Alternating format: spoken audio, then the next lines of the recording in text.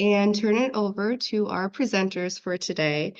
I'd like to welcome Cheryl Knapp, the Executive Director of Western New York Library Resources Council, and Joy Testa-Cinquino, the Assistant Deputy Director for Development and Communications at the Buffalo and Erie County Public Library.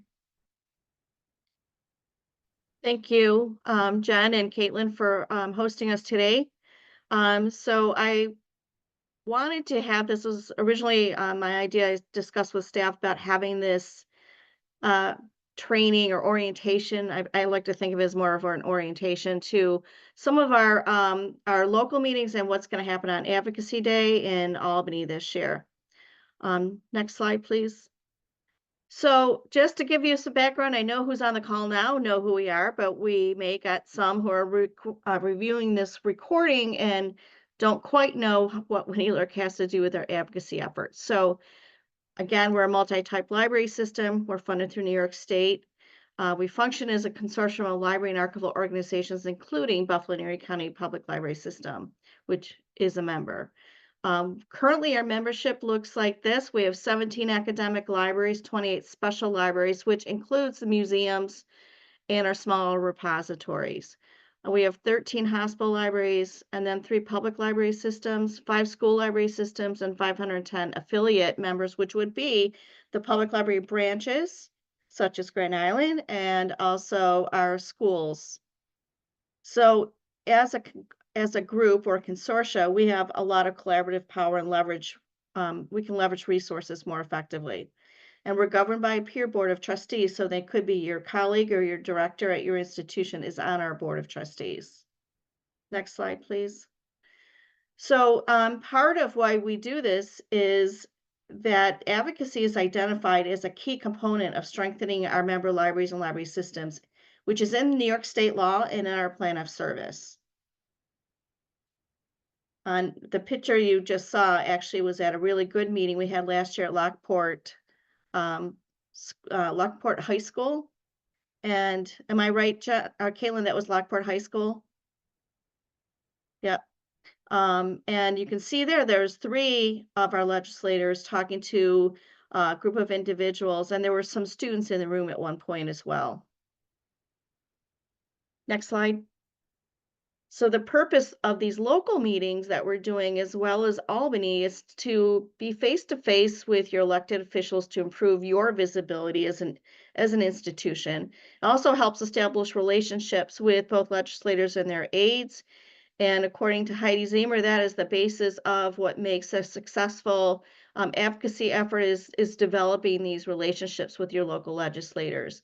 Now, it could be your town legislators, it could be your city legislators, but in most of the contexts in which I'm speaking about, I'm actually talking about our state legislators because that's those are the meetings that we will be holding.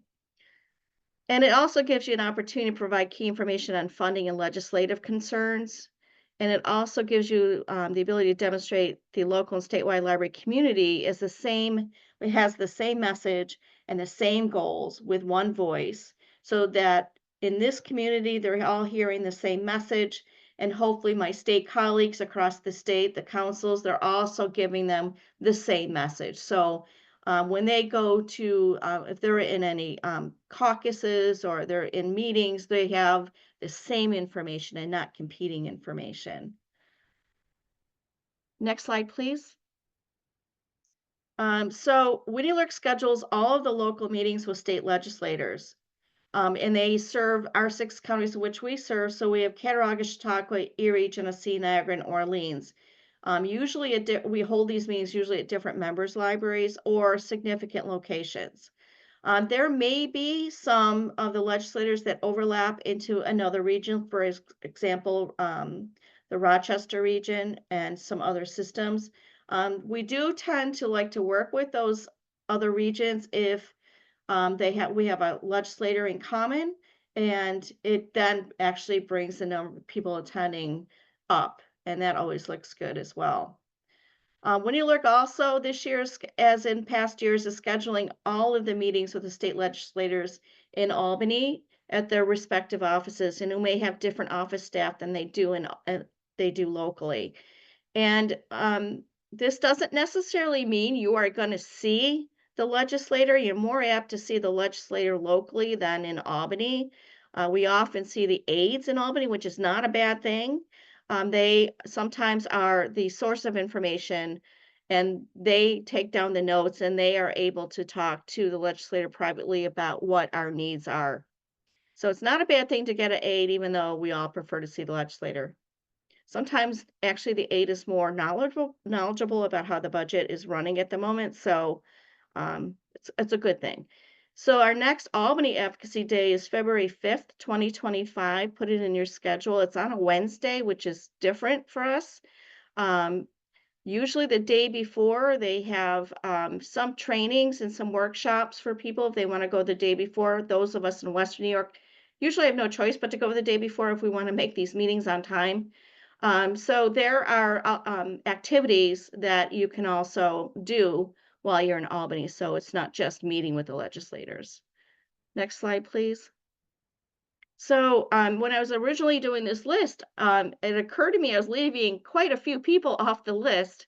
So when we are in these meetings, this is who you have potentially able to see. WNYLRC staff, public library system and branch staff at all three public library systems, the school library representatives, that could be the director or could be staff from their local schools or both. Academic members are some of the librarians and staff. Sometimes we'll hold meetings at colleges and local community college campuses, and that gives an opportunity for college students to attend and experience it as well. And their stories are very, very um, important for the legislator to hear. So we've heard some stories about the library being the only safe place for them. We've heard stories about the library assisting them and helping them getting through the semester when they weren't sure they were going to make it. So the academic members, we try to encourage them to attend. They're a very important voice that we need to have. We do get a special library members. A lot of our three circuit librarians attend these as well, so they can give you the perspective of the hospital libraries. But we also get museums as well as small repositories attending. Trustees, usually we see a lot of public library trustees. We can see students from colleges and schools and the Friends of the Public Libraries. We've seen them in meetings as well, and patrons. So you could see a variety of people there from a variety of walks of life at these meetings. Next.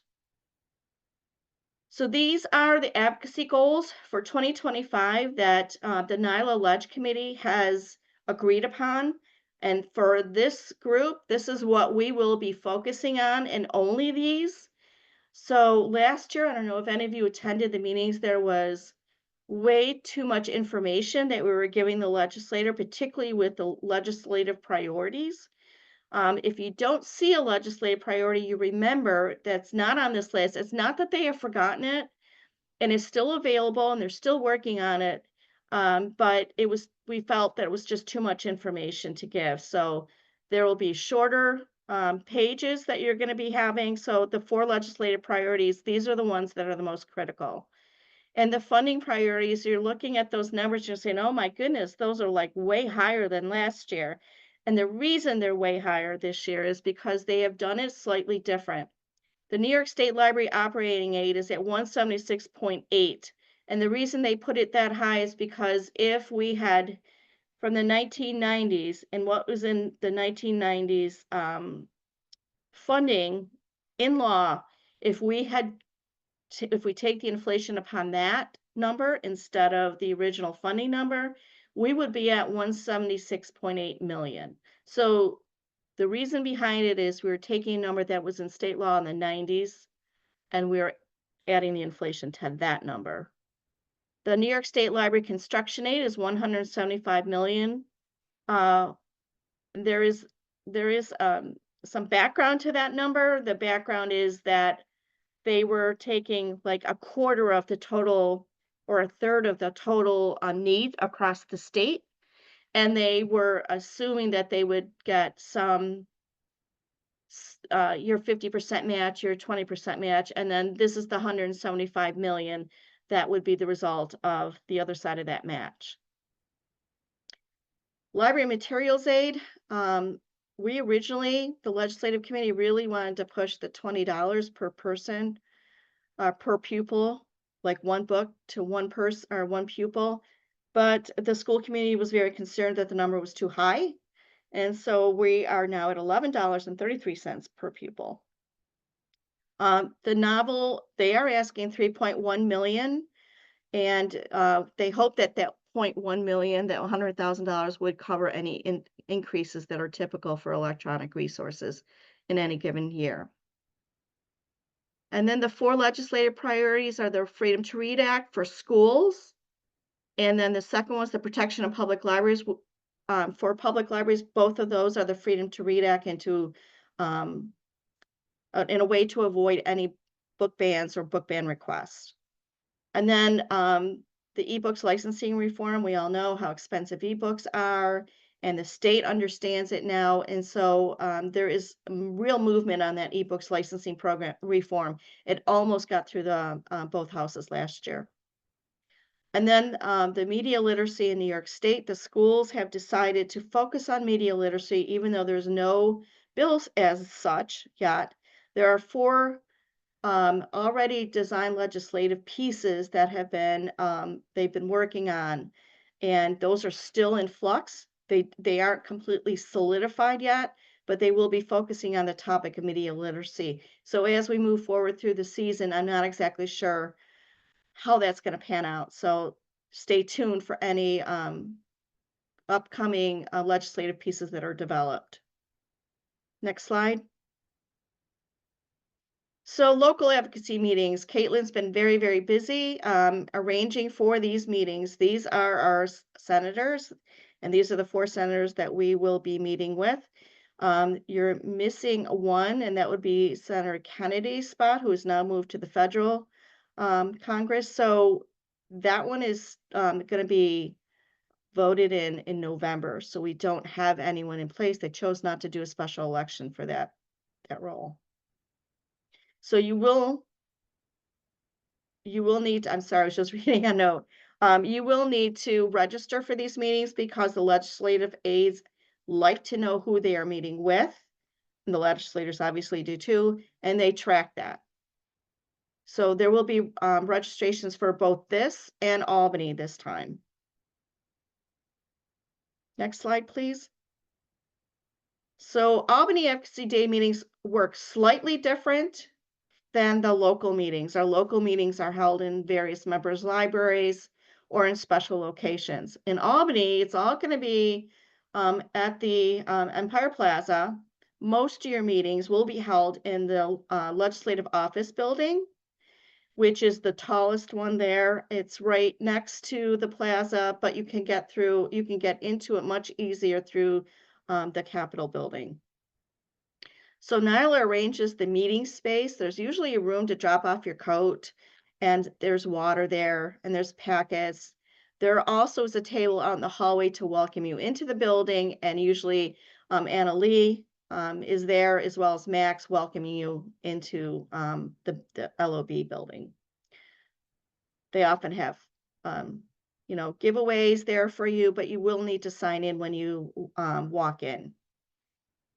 And then there may be other events. So for example, if you're interested in the Political Action Committee for Libraries, New Yorkers for Better Libraries, they will have a fund, usually a fundraiser the night before. Could be just dinner and drinks, or it used to be a banquet, but I think they've gotten away from that. And there will be meetings or workshops the day before. WNYLRC will schedule all the meetings for our legislators on behalf of all 3 public library systems. And when I say public, it's because we usually use their region as the focal point. And then the schools within that service area will also are welcome to attend. And I know that Erie 2, Brian Mayer will be there. And also any academic libraries are welcome to join us. To be honest, I think they have a little bit of a conflict in doing that because SUNY also advocates and they don't like to step on their toes. Most meetings, like I said, will be in the LOB building, and hotel rates for these will be coming out usually in December and January. And there's a really nice hotel that's just down the hill from the Capitol. It's a Marriott. Um, that usually is the first one. There's also the Fairfield Inn. So they arrange to have the hotels at a good rate. Next slide. Then for advanced advocacy training, NYLA is doing something, they've done it the last 2 years. This is, I think the third year they're offering advanced advocacy training in Albany. It's called Spring on the Hill. And it'll be Tuesday, May 20th from 8 to 5, and it's in the Albany Capitol Center. So what you're looking at, that's the Capitol Center, but right next to it is the hotel I was referencing before. So they make it very easy for you to attend the meeting and also stay in the same location. They used to have the main hotel being the Hilton down the hill further on Lodge Street, and that hotel is really taken a beating over the years and it needs to be renovated. So they are not using that anymore. They're using a Marriott property. So if you're interested in that, go to the webpage, the NYLA webpage, and the registration will open shortly, like probably after the conference this year. Next slide, please. So that's my contact information if you have any questions, but in reality, Caitlin's name should be up here because she's the one that is starting to manage all of the advocacy, she has been learning from Heidi Zemer, who's done it for a number of years and is excellent at the work. And she's going to impart all of her knowledge to Caitlin. So do you want to do questions now? Are there any questions that I need to answer at this point? At this point, I don't see any in the chat, but if anyone has questions, feel free to unmute yourself and speak out.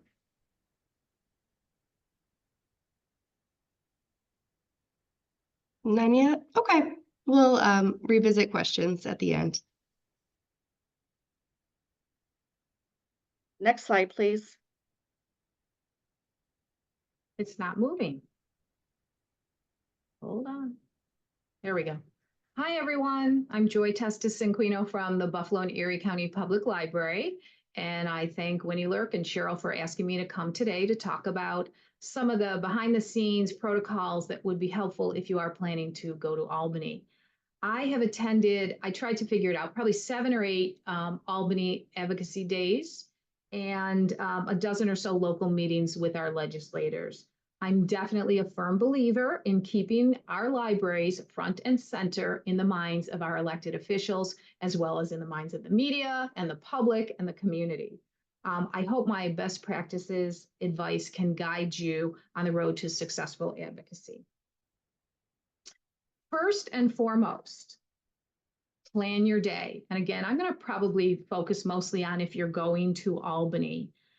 It's a long day, and in most cases, you're traveling the day before. You're getting up at about 6:30 in the morning from the hotel, gathering with the group that you're going with. Buffalo and Erie County, we travel by van. In most years, you want to know who is part of your group because we separate you into groups. Working alongside with the WNYLRC folks and anyone else who's coming from Neoga or the other library systems that are coming in. Overall, be positive, be thankful, and be optimistic when you're talking to each other, to our peers from other library systems, as well as to our elected officials and their staff. Business casual dress is generally what is expected. Sometimes, and Buffalo and Erie County has done this in the past, we had branded shirts where we were all wearing the same t-shirt, but you do want to show your professionalism as you're going into these offices. You want to exchange cell phone numbers with the group of people that you're with in case something comes up and you cannot get to a meeting or you're running late. Get a name tag and wear a name tag. Bring your business cards and, of course, comfy walking shoes. Cheryl talked about the various hotels. In most years, and again, this is February, usually January or February, we're walking from the hotel to the state office building. So there is some walking there. And then once you're in, there's a lot more walking. I do want to say that when you get into the building, there is a security check-in. And one year we were so creative, we brought little signs on paint sticks, and we were told we couldn't bring those in. So be careful about what you have. You are going to be wanded. It's for security purposes, and so don't bring a lot. If you've got your luggage or something, leave it in the car, put it in a locker, or leave it at the hotel. It's super wise to read your paperwork beforehand, even if it's the night before. NYLA puts out the library system, the various library systems and the various asks, and they explain it in simple language so that you know what you're there for, you know what the core messages are. I do want to say that because I've gone to so many meetings, and sometimes it's a bit clumsy when you're in the meeting, like who's talking, who's starting, does everyone have to say something? And you don't. I think really what works best if there's just 2 or 3 people that are really doing the talking during those meetings. And this should be decided before you walk in that room. If Bridget, for example, is from Grand Island, and so probably what makes sense is in the Grand Island meeting, Bridget may be the one representing Buffalo and Erie County Public Library to talk to her lawmaker about what she's doing in her community. You're going to arrive on time. The meetings start on time unless the lawmaker requests that it begin early, because again, you may not all be together. If everyone's not there, ask the legislator to let the person in upon arrival. Generally, what I have found over the years is that we're coming in and another group is coming out. And as we're coming out, another group is coming in. So even though it's Library Advocacy Day, it's also 5 or 6 other organizations' advocacy days as well. Lawmakers like to see us in Albany. They like to know that we came from our part of the state to see them in their offices. What we've done in past years is we've had one folder, or we've tried to have one folder. I think we're going to try to have one folder where each type of library would submit its information. We give the lawmaker one folder. I would normally put our things in a tote bag, and we would include WNYLRC's or anyone else's stuff that needed to go in it. And generally, we would give probably 2 tote bags per lawmaker because, as Cheryl said, we're not always meeting with the elected official. We may be meeting with their aide. And in more cases than not, depending upon their schedule, you are likely meeting with someone that's an aide that may or may not be familiar with this region. Bring your business cards. We've talked about designating the speaker, a couple speakers. You should also plan to stay for the entire meeting. Meetings take place pretty much at the same time, but if someone decides, well, this is the meeting I want to go to because my library's in this district, but I live in this other district, you almost have to make a decision about which meeting is more important for you to be at. Because it does when there are interruptions during the meeting, you kind of lose the pace of what you're trying to tell your elected official about our libraries. So the topics of discussion, the asks, and our stories, we're talking to the state. State is construction aid, state is operating aid.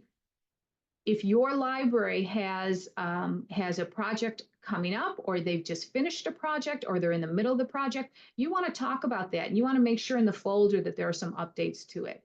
You also want to talk about why library services impact the lawmakers community, which is also our patrons. Plan to be flexible and be prepared for a fast-paced meeting. A couple more reminders here. You want to, your lead speaker, even when you're meeting people and shaking hands, you want to acknowledge their past support and encourage future support if they are a newly elected official. Take notes. I've been in several meetings where they've asked a question and we didn't know the answer, and that's okay, but we needed to follow up. So you want to make sure that you follow up with them. Get their business cards, especially if you're meeting in a room with some of their aides or an aide and you're not actually meeting with that elected official. You want to know who you're meeting with, what their role is. Take pictures. Now, another piece of advice, and this happened in the last year, we always take pictures at these meetings, and we get the elected official and we all smile and we've got our group of people, and we post them. We post them on social media. Well, last year we seem to have not had photos of one or two elected officials. And those one or two elected officials, at least one of them brought up to one of our staff members, why are we always promoting XYZ lawmaker? And what I realized was, for sure, we ran 5 pictures from somebody's office, but we didn't run pictures. We didn't post pictures from someone else that we spoke to. So if you're taking pictures and you're posting them, make sure you've got all the legislators covered, or in your text, if you're posting them, say, we'd like to thank Crystal Peoples, Sean Ryan, Robert Ort, list everybody's names, or just show your staff in Albany. But just be careful there, because you don't want any legislator or anybody's office think that you are endorsing someone over someone else, because we support them all because they support us. It's important afterward to send acknowledgement letters. We have samples if anybody needs to see one. I think in past years, NYLA had something on their website that we kind of downloaded and used. It's important to send a thank you. Thank you for seeing us on your turf. We just want to reiterate how important XYZ is to our 400,000 library card holders in Erie County. So it's important to keep that link there. And then let's see. If you're not doing it now, you should be communicating with your elected officials on a regular basis. For example, I'm a real pain in the butt from my office. Every single week, I send to all of our local and state and Kennedy as well on the congressional side, the schedule for the Downtown Central Library. Every single week, I let them know what we're doing. If something's happening that's special in Hamburg or another library, I'm sending them that as well. But you all should be sending things on every level of government. They should know what your libraries are doing. And I think most people are doing that, but it's always good to remind people, to keep, as I said when I started, keep us front and center. Make sure that the elected official knows you've hired a new person here, or you have some new trustees and those trustees couldn't make it today to Albany, but they'll be in touch with the elected official. And trustees speak, we all count as voters to our elected officials. And libraries are a success story. We just need to remind our elected officials to carve that money out for us.